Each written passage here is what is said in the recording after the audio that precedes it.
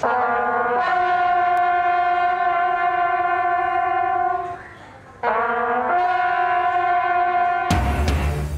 বুদ্ধিজীবী দিবসে বাঙালির শ্রেষ্ঠ সন্তানদের স্মরণ করছে পুরো জাতি। রাষ্ট্রপতি প্রধান উপদেষ্টা শ্রদ্ধা। রায়ের বাজার ও মিরপুরে সর্বস্তরের মানুষের ঢল। শহীদ বেদিতে বিএনপি সহ বিভিন্ন রাজনৈতিক সামাজিক সংগঠনের শ্রদ্ধা সংস্কার ধারাবাহিক প্রক্রিয়া। একদিনে সব অনিয়ম দূর করা যায় না, শ্রদ্ধা নিবেদন শেষে জানালো বিএনপি। বাঙালি জাতিকে মেধাশূন্য করতেই সূর্য সন্তানদের পরিকল্পিতভাবে হত্যা করা হয়। দোষীদের বিচার না হওয়ায় হতাশ স্বজনরা। শহীদদের পূর্ণাঙ্গ তালিকা তৈরির পরামর্শ। বাংলাদেশ ভারতের মানুষের মাঝে বিভেদ তৈরির চেষ্টা করছে কিছু রাজনৈতিক শক্তি, মত ভারতীয় বিশিষ্টজনদের। প্রভাব পড়বে দুই দেশের সম্পর্ক দ্রুত স্বাভাবিক করার তাগিদ। এবং প্রেম ও দ্রোহের কবি হেলাল হাফিজের মৃত্যুতে শোকের ছায়া। আজ মরদেহ রাখা হবে বাংলা একাডেমিতে। বাদ জোহর প্রেস ক্লাবে জানাজা।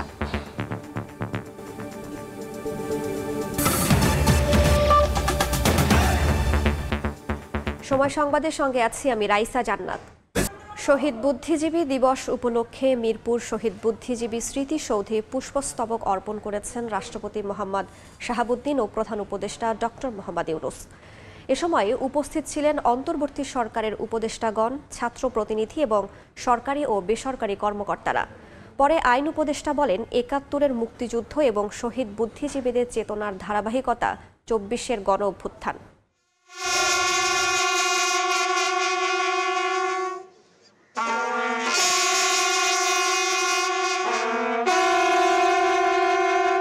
বিগলের করুণ সুরে ভেসে উঠছে জাতির শ্রেষ্ঠ মেধাবী সন্তানদের স্মৃতি। ১৯৭১ সালের এই দিনে বাংলাকে মেরুদণ্ড ভাঙা জাতিতে রূপান্তর করার নীল নকশা করেছিল পাকিস্তানি হানাদার আর তাদের দোসররা।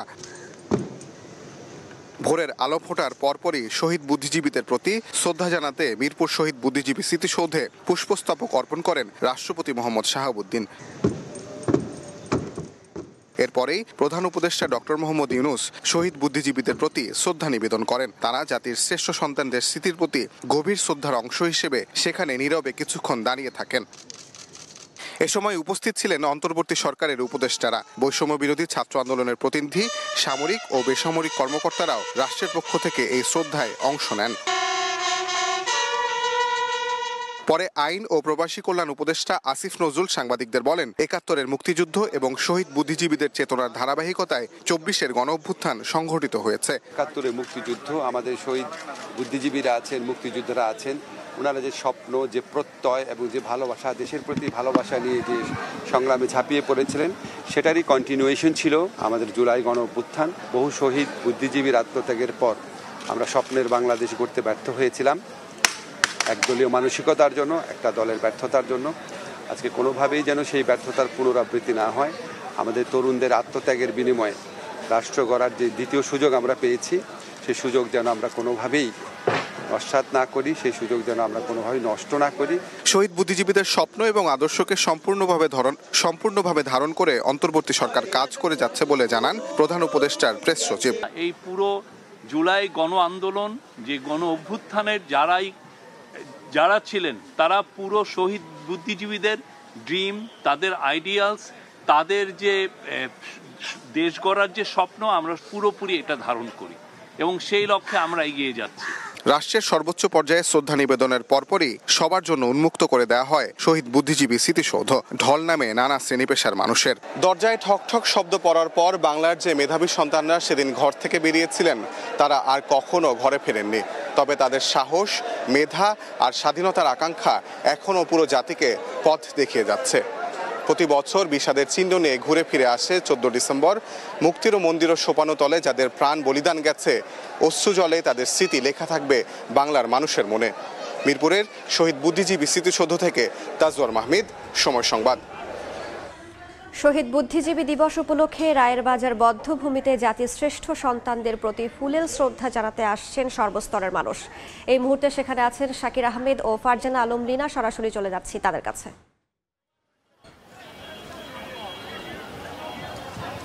জাতির সূর্য সন্তান শহীদ বুদ্ধিজীবীদের স্মরণে সারা জাতি কিন্তু আজ সারা দেশের যে বধ্যভূমিগুলো রয়েছে সেগুলোতে ফুল নিয়ে হাজির হয়েছেন। তারা বলছেন তাদের যে ঋণ সেটি কখনোই শোধ হবার নয়। তবে হৃদয় নিংড়ানো ভালোবাসা পাশাপাশি ফুল দিয়ে শহীদ বুদ্ধিজীবীদেরকে স্মরণ এবং তাদের আদর্শ ধারণ করে তারা আগামীর দিনে পথ চলতে চান এবং এর মাধ্যমেই শহীদ বুদ্ধিজীবীদের স্বপ্নের বাংলাদেশ বাস্তবায়ন হবে, এমনটি তারা বলছেন। আমরা দেখতে পেয়েছিলি না আজকে আসলে সেই স্কুল কলেজ থেকে শুরু করে বিশ্ববিদ্যালয় পর্যায়ের শিক্ষার্থীদের একটি বড় সমাগম হয়েছে, তারা এখানে এসেছে। একদমই, এবং এখানে যে কথাটি বললেই নয় যে বাঙালি যে মুক্তিকামী জাতি তার প্রতিফলনই বারবার ঘটেছে। সেই ৭১-এর মুক্তিযুদ্ধ, ভাষা আন্দোলন, তারপরেও কিন্তু আমরা অনেকগুলো গণ অভ্যুত্থান, অনেক ছোট ছোট আন্দোলনের মধ্য দিয়ে আমরা তারই চর্চা দেখেছি যে বাঙালিকে কখনো দমিয়ে রাখা যায় না। তারা তাদের যে প্রাপ্যটা সেটা পাবার জন্য যে প্রচেষ্টা সেটা কিন্তু চালিয়ে যায়। এবং এইখানে আমি বিভিন্ন যারা এসেছে তাদের সাথে কথা বলে দেখেছি যে অভিভাবকরা এসেছেন তাদের সন্তানকে নিয়ে তাদেরকে জানাতে যে আসলে আমাদের মুক্তিযুদ্ধ কি, আমাদের সংগ্রাম কি ছিল, আমাদের প্রাপ্তির জায়গাটা কি ছিল। এই বিষয়টি কিন্তু আমার কাছে খুব ভালো লেগেছে। লেনা, আপনি ঠিকই বলেছেন, আমরাও কিন্তু সেটি দেখেছি যে স্কুল কলেজ থেকে শুরু করে বিশ্ববিদ্যালয় পর্যন্ত যারাই এসেছেন তারা কিন্তু আজকের যে শহীদ বুদ্ধিজীবীদেরকে স্মরণ এবং তাদের আদর্শ ধারণ করার যে একটি মন মানসিকতা, সেই উৎসাহ উদ্দীপনা এবং দৃঢ় প্রতিজ্ঞ মনোবল, সেই বিষয়টি কিন্তু আমরা তাদের মধ্যে লক্ষ্য করতে পেরেছি। এবং একেবারে সম্প্রতি আমাদের যে জুলাই গণ অভ্যুত্থান হলো তার পরবর্তীতে আমি যে অনেকের তরুণদের সাথে কথা বলে যেটি দেখেছি যে তাদের মধ্যে একটা নতুন ধরনের উদ্দীপনা কাজ করছে এবং এই আন্দোলনে যে সফলতাটা সেটাকেই তারা তাদের এই নতুন করে নব উদ্দীপনায় জাগ্রত হওয়ার পেছনে কারণ বলে মনে করছেন। কেননা তারা আমাকে যেটি বলেছেন যে আমরা যদি দেখি যে বন্যার সময় বিভিন্ন প্রাকৃতিক বিপর্যয়, বিভিন্ন পশু পাখি হত্যা, এই ধরনের কিছু বিষয়, অর্থাৎ যে কোনো ধরনের জাতীয় সংকটে তরুণরা যেভাবে এগিয়ে আসছে এটা তারা নিজেরাই উদ্বুদ্ধ হচ্ছেন যে না, আমাদেরকে আর আটকে রাখা যাবে না, আমরা এখন থেকে এভাবেই সামনে এগিয়ে যেতে থাকবো। এবং আজকে আমরা যে যারা মহান মুক্তিযুদ্ধে অংশগ্রহণ করেছেন সেরকম সৌভাগ্যবান কয়েকজনের সঙ্গে আমরা কথা বলেছি, তারাও কিন্তু সেই বিষয়টি বলেছেন যে বাঙালির উপর যতবার আঘাত এসেছে তারা কিন্তু দ্বিগুণ শক্তি সঞ্চয় করে এগিয়ে গিয়েছেন এবং পাকিস্তান সহ পরাজিত শক্তি বা যারা প্রেতাত্মারা ষড়যন্ত্র করেছে তাদের সমুচিত এবং দাঁত ভাঙা জবাব কিন্তু বাঙালি প্রতিবারই দিয়েছে। এবং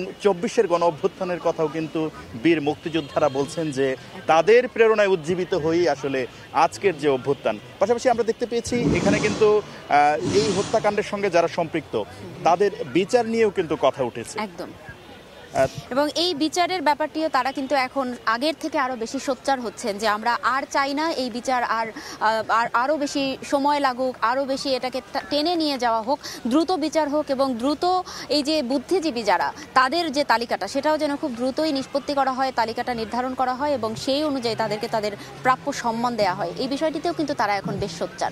এবং লেনা, মুক্তিযোদ্ধা সহ আজকে যারা এসেছেন এবং সবার কণ্ঠে কিন্তু আরেকটি বিষয় ঐক্যবদ্ধ থাকার, দেশের বিরুদ্ধে, দেশের সার্বভৌমত্বের বিরুদ্ধে যখন আঘাত আসে তারা কিন্তু বলছেন যে তারা ঐক্যবদ্ধ থাকবেন এবং তারা বলছেন ঐক্যবদ্ধ যদি থাকে কেউ তাহলে তাকে আসলে পরাজিত করা যায় না এবং তাকে পিছিয়ে দেওয়ার যে কোনো ধরনের চক্রান্ত সেটি কিন্তু সফল হয় না যখন কোনো মানুষ ঐক্যবদ্ধ থাকে। এবং এখানে আমাদের একটু তরুণদের প্রতি আমাদের দৃষ্টি আকর্ষণ করতে হয় যে এখানে যারা আমাদের প্রবীণ বা একটু বয়োজ্যেষ্ঠ যারা আছেন তারা এই ঐক্যবদ্ধ হবার শক্তিটা তরুণদের কাছ থেকে পাচ্ছেন বলে আমাদেরকে জানিয়েছেন যে তারা এই আন্দোলনে দেখিয়ে দিল, গণ অভ্যুত্থানে আন্দোলনে দেখিয়ে দিল যে আমরা এক হলে আবারও মুক্তিযুদ্ধের মতোই যে কোনো অর্জন আমরা আমাদের পক্ষে সম্ভব। এটা এখান থেকে কিন্তু তারা শক্তি নেবার জন্য আমাদেরকেও আহ্বান জানিয়েছেন। এবং সবাই বলেছেন যে বাংলাদেশের সার্বভৌমত্বের প্রশ্নে তারা কিন্তু এক অভিন্ন। রাজনৈতিক মতাদর্শ ভিন্ন থাকতে পারে, মতভেদের পার্থক্য থাকতে পারে, কিন্তু তারা বলছেন যে সার্বভৌমত্ব, দেশের মানুষ, দেশের কল্যাণ, অগ্রযাত্রা, উন্নতির প্রশ্নে তারা এক এবং অভিন্ন। এবং ইস্পাত কঠিন যে ঐক্যর কথা বলা হয় সেই ইস্পাত কঠিন ঐক্যের মাধ্যমে তারা কিন্তু বাংলাদেশকে তার কাঙ্ক্ষিত লক্ষ্যে নিয়ে যেতে চান। এবং তারা বলছেন যে এক্ষেত্রে যারাই বিরোধী শক্তি হিসাবে আসবে বা যারা এটির বিরুদ্ধে দাঁড়াবে তাদেরকে রুখে দেওয়ার জন্য বাঙালি যে প্রমাণ রেখেছে সেই প্রমাণেরকে আসলে শক্তি সঞ্চয় করে তারা কিন্তু এগিয়ে যাবে, মানে অসাম্প্রদায়িক বাংলাদেশ গড়ার যে একটা চেষ্টা বা ইচ্ছা সেটিকেই কিন্তু তারা বারবার পোষণ করছেন যে হ্যাঁ আমরা এমন বাংলাদেশ চাই যেখানে বৈষম্য থাকবে না। এই বৈষম্যই ছিল যদি জুলাই গণ অভ্যুত্থানের মূল উৎস এবং তারও আগে থেকে একেবারে সেই মুক্তিযুদ্ধের মূল উৎসটাই ছিল কিন্তু এমনটি যে বৈষম্য বিরোধী একটা বাংলাদেশ চাই এবং এই প্রত্যাশাই কিন্তু তারা দেখছেন এবং এর পেছনেই কিন্তু কাজ করে যাচ্ছেন। লেনা, আপনি ঠিকই বলেছেন, বৈষম্যহীন বাংলাদেশের কথা সবাই বলেছেন এবং আমরাও প্রত্যাশা করছি যে বৈষম্যহীন বাংলাদেশ প্রতিষ্ঠিত হবে, তবেই বুদ্ধিজীবীদের যে স্বপ্ন সেটি বাস্তবায়িত হবে। এই বিষয়ে আরও খবর জানাবেন সহকর্মী তাজওয়ার মাহমিদ, তিনি আছেন মিরপুরের শহীদ বুদ্ধিজীবী স্মৃতিসৌধে।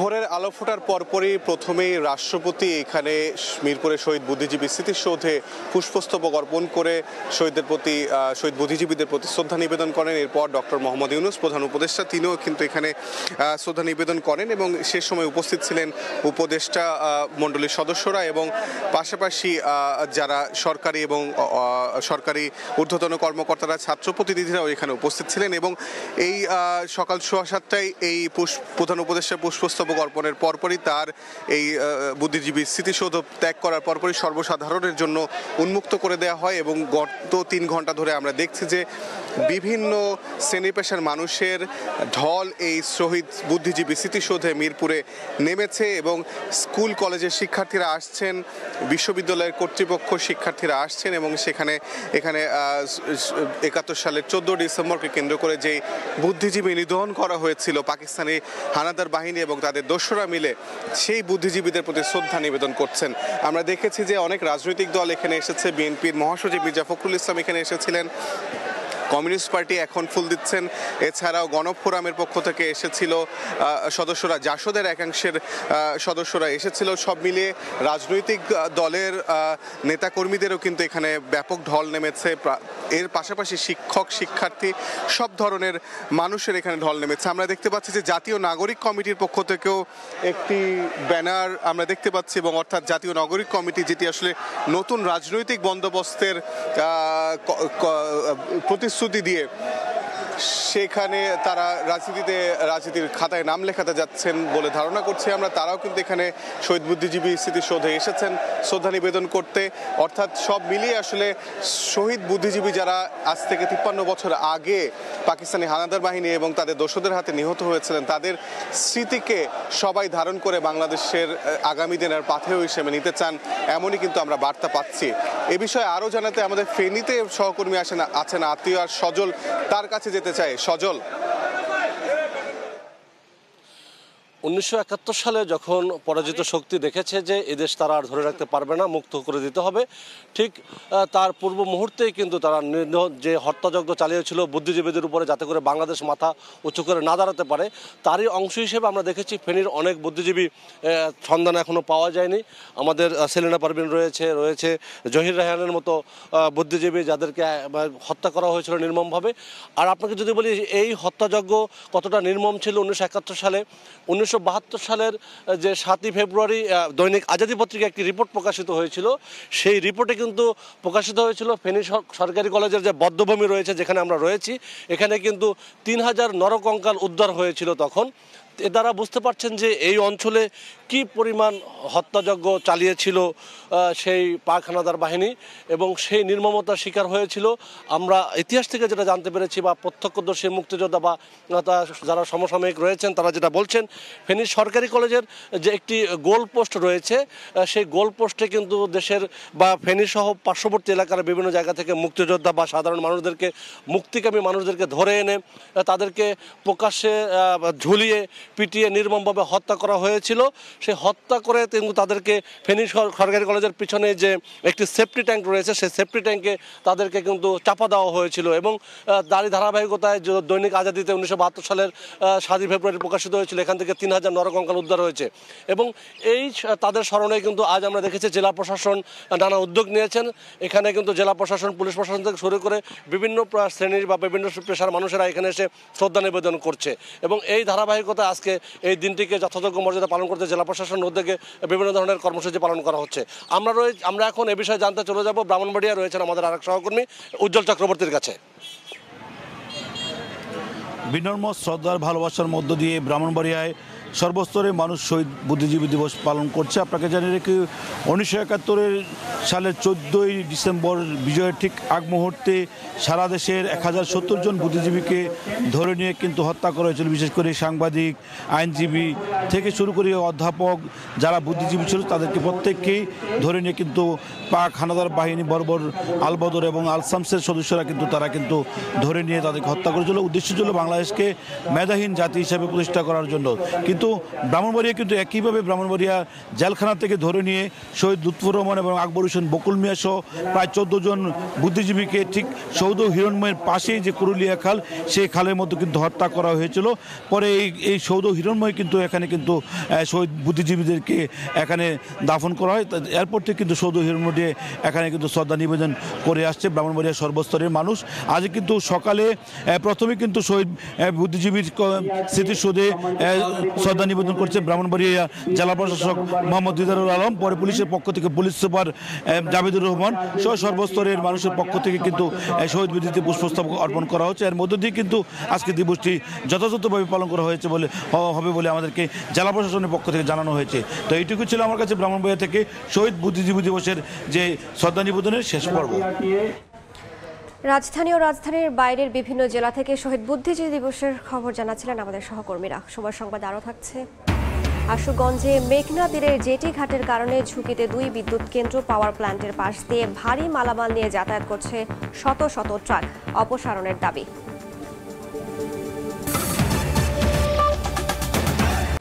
বিএনপি মহাসচিব মির্জা ফখরুল ইসলাম আলমগীর বলেছেন, গণতন্ত্র হত্যা আর গণহত্যার কারণেই জনবিচ্ছিন্ন হয়ে গেছে আওয়ামী লীগ। সকালে শহীদ বুদ্ধিজীবী স্মৃতিসৌধে শ্রদ্ধা নিবেদন শেষে কথা বলেন তিনি। জানান, বৈষম্য দূর করতে কাজ করছে বিএনপি। মির্জা ফখরুল বলেন, ৭১-এর শহীদেরা যে উদ্দেশ্যে দেশের জন্য জীবন দিয়েছিলেন, একই উদ্দেশ্যে ছাত্র জনতাও জীবন দিয়েছে 2024-এ। জনমানুষের এই ত্যাগ যাতে বৃথা না যায় সেজন্য সবাইকে সজাগ থাকতে হবে। এর আগে দলের অঙ্গ ও সহযোগী সংগঠনের নেতাকর্মীদের নিয়ে শ্রদ্ধা জানান বিএনপি মহাসচিব।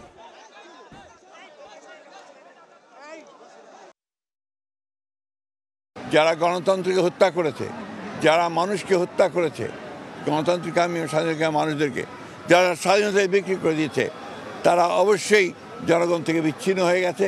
আমরা শ্রদ্ধা নিবেদন করেছি এবং সেই সঙ্গে এই শপথ নিয়েছি যে আমরা আমাদের জন্য যারা প্রাণ দিয়েছেন দেশের জন্যে, জাতির জন্যে, তাদের যে লক্ষ্য ছিল বাংলাদেশে একটি গণতান্ত্রিক রাষ্ট্র প্রতিষ্ঠা করা, বাংলাদেশে একটি আধুনিক একটা সমৃদ্ধ বাংলাদেশ নির্মাণ করা এবং একটি বৈষম্যহীন বাংলাদেশ নির্মাণ করা, সেই লক্ষ্যে আমরা আমাদের যে রাজনৈতিক কর্ম সেটাকে আমরা চালু রাখবো। 1971 সালের এই দিনে বেছে বেছে এদেশের শিক্ষক, চিকিৎসক, লেখক, শিল্পী ও সাংবাদিক সহ বাঙালি জাতির সূর্য সন্তানদের হত্যা করে পাকিস্তানি হানাদার বাহিনী। স্বজনরা বলছেন, হত্যাকাণ্ডে জড়িতরা আদালতে দোষী সাব্যস্ত হলেও রায় কার্যকর না হওয়া হতাশাজনক। শহীদ বুদ্ধিজীবীদের পূর্ণাঙ্গ তালিকা তৈরির পরামর্শ দিয়েছেন ইতিহাসবিদরা। ওমর ফারুকের ছবিতে আরও জানাচ্ছেন শাকির আহমেদ।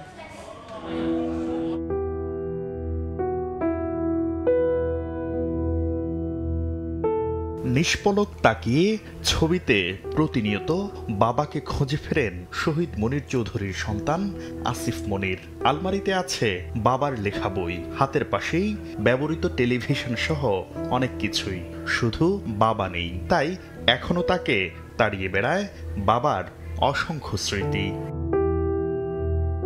1971 সালের 14 ডিসেম্বর দুপুরে রাজধানীর সেন্ট্রাল রোডের বাসা থেকে ধরে নিয়ে যাওয়া হয় ঢাকা বিশ্ববিদ্যালয়ের সুনামধন্য এই শিক্ষক, নাট্যকার ও ভাষাবিদকে। পরে অজ্ঞাত স্থানে নির্মম নির্যাতন শেষে হত্যা করা হয়। বারবারই বলছিল যে স্যার আমাদের সাথে একটু আসতে হবে। এরকম যখন কয়েকবার বলছে, একটা পর্যায়ে আমার বাবা একটু উত্তেজিত হয়ে বলেছেন, তোমরা যে যেতে বলছো তোমাদের সাথে কোনো ওয়ারেন্ট আছে? তো এই ওয়ারেন্টের কথা শোনার সাথে সাথেই একজন তরুণ, তারা একটু শালের মতো পেঁচানো ছিল, ঝট করে শালটা সরিয়ে দেখা গেল তার হাতে একটা বন্দুক। আমার বাবার পেছনে এসে বন্দুকটা ধরলো। শুধু মনির চৌধুরী নন, 71-এ বিজয়ের 2 দিন আগে নিশ্চিত পরাজয় জেনে অধ্যাপক আনোয়ার পাশা, জ্যোতির্ময় গুহ ঠাকুরতা, মোফাজ্জল হায়দার চৌধুরী, খ্যাতিমান চিকিৎসক ডাক্তার আলিম চৌধুরী, সাংবাদিক সেলিনা পারভিন, সুরকার আলতাফ মাহমুদ সহ বাঙালির অসংখ্য সূর্য সন্তানকে ধরে নিয়ে যায় আলবদর আল শামস সহ স্বাধীনতা বিরোধীরা। ইতিহাসবিদরা বলছেন, বাংলাদেশকে বুদ্ধিবৃত্তিকভাবে নেতৃত্ব শূন্য করতেই ঘাতকরা এই ঘৃণ্য হত্যাকাণ্ডে মেতে ওঠে। একটাই লক্ষ্য ছিল যে স্বাধীন সার্বভৌম রাষ্ট্র হিসাবে বাংলাদেশ যেন বুদ্ধিবৃত্তিকভাবে একটা নেতৃত্ব শূন্য অবস্থানে যায়। হত্যাকাণ্ডে জড়িতদের বিচারের রায় হলেও এখনো সবার দণ্ড কার্যকর হয়নি। বধ্যভূমিতে এসে এখনো হারানো স্বজনের অস্তিত্ব অনুভব করেন পরিবারের সদস্যরা। শুধু এই রায়ের বাজার বধ্যভূমি নয়, সারা দেশে ছড়িয়ে ছিটিয়ে থাকা অসংখ্য বধ্যভূমি চিহ্নিত করার পাশাপাশি সেগুলো সংরক্ষণের দাবি জানিয়েছেন শহীদ পরিবারের সদস্যরা। মেধার চর্চার পাশাপাশি মননশীলতার মাধ্যমে বাংলাদেশ উন্নত রাষ্ট্রে পরিণত হলে সার্থক হবে শহীদ বুদ্ধিজীবীদের এই আত্মদান। শাকির আহমেদ, সময় সংবাদ, ঢাকা। দেখছেন সময় সংবাদ। রাজশাহীতে জুলাই অভ্যুত্থানে শহীদ পরিবারের সদস্যদের আর্থিক সহায়তা দেবে জুলাই স্মৃতি ফাউন্ডেশন। বিস্তারিত জানাতে রাজশাহী শিল্পকলা একাডেমিতে আছেন সহকর্মী মওদুদ রানা। সরাসরি যাচ্ছি তার কাছে। ছাত্র জনতার অভ্যুত্থানে রাজশাহী বিভাগে 46 জন শহীদ হয়েছেন এমন প্রাথমিক তালিকা রয়েছে। সেই তালিকার যাচাই বাছাই শেষে 40 জনকে আর্থিক অনুদান দেওয়া হবে এবং জুলাই শহীদ স্মৃতি ফাউন্ডেশন সে নিয়ে একটি আয়োজন করেছেন। সেই আয়োজনের শুরু হয়েছে সকাল 9টায়। এখন পর্যন্ত রাজশাহী বিভাগে যেসব পরিবারের শহীদ সদস্য রয়েছেন তারা এসেছেন এবং তারা নিবন্ধন সম্পন্ন করছেন এবং বেলা 11টার পর এ নিয়ে আলোচনা সভা হবে এবং সেই আলোচনা সভায় যোগ দেবেন জুলাই শহীদ স্মৃতি ফাউন্ডেশনের সাধারণ সম্পাদক সারজিদ আলম। তিনি প্রত্যেকের হাতে 5 লক্ষ টাকার একটি চেক প্রদান করবেন এবং আমরা যেটি দেখেছি যে যারা এসেছেন, যাদের পরিবারের এই দেশের জন্য আত্মত্যাগ করেছেন, শহীদ হয়েছেন, তারা সেই শোকগাথা যেমন বর্ণনা করছেন, তেমনি তারা বলছেন যে তাদের সন্তানদের অবদানে যে নতুন বাংলাদেশের সূচনা হয়েছে সেটি টিকিয়ে রাখা জরুরি এবং সেটি টিকিয়ে রাখার জন্য জুলাই শহীদ স্মৃতি ফাউন্ডেশন সহ বর্তমান উপদেষ্টা সরকার যেসব পদক্ষেপগুলো নিয়েছেন সেই পদক্ষেপগুলো যেন খুব ভালোভাবে তারা অবদান রাখতে পারেন এবং এই দেশ যেন নতুন একটি দেশে পথে হাঁটতে পারে, উন্নয়নের পথে হাঁটতে পারে, সেই কামনাই তারা করছেন। এই ছিল রাজশাহী থেকে আমার কাছে সর্বশেষ। ঢাকা নয়াদিল্লি শীতল সম্পর্ক দ্রুত উজ্জীবিত করার তাগিদ দিচ্ছেন ভারতের বিশিষ্টজনরা।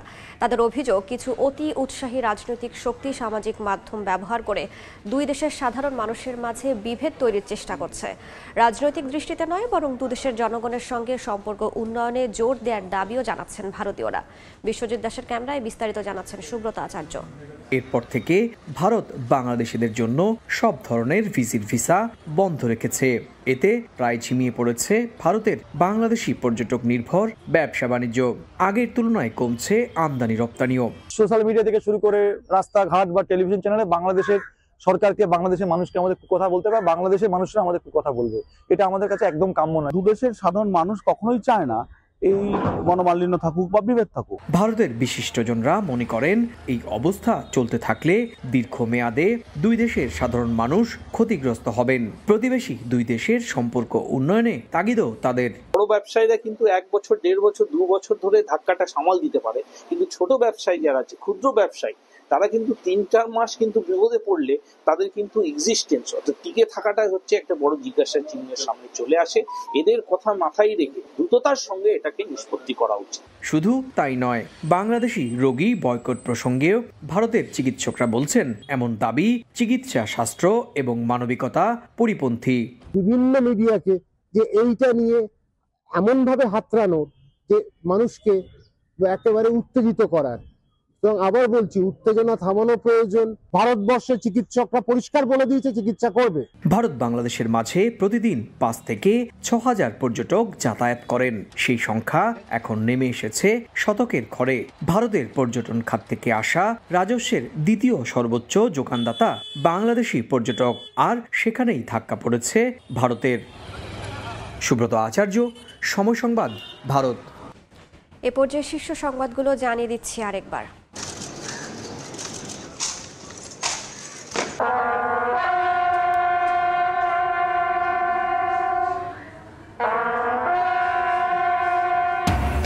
শহীদ বুদ্ধিজীবী দিবসে বাঙালির শ্রেষ্ঠ সন্তানদের স্মরণ করছে পুরো জাতি। রাষ্ট্রপতি, প্রধান উপদেষ্টা শ্রদ্ধা। রায়ের বাজার ও মিরপুরে সর্বস্তরের মানুষের ঢল। শহীদ বেদিতে বিএনপি সহ বিভিন্ন রাজনৈতিক সামাজিক সংগঠনের শ্রদ্ধা। গণতন্ত্র হত্যা আর জনবিচ্ছিন্নতার কারণে আওয়ামী লীগের করুণ পরিণতি, বললেন মির্জা ফখরুল। এবং বাঙালি জাতিকে মেধাশূন্য করতে সূর্য সন্তানদের পরিকল্পিতভাবে হত্যা করা হয়। দোষীদের বিচার না হওয়ায় হতাশ স্বজনরা। শহীদদের পূর্ণাঙ্গ তালিকা তৈরির পরামর্শ।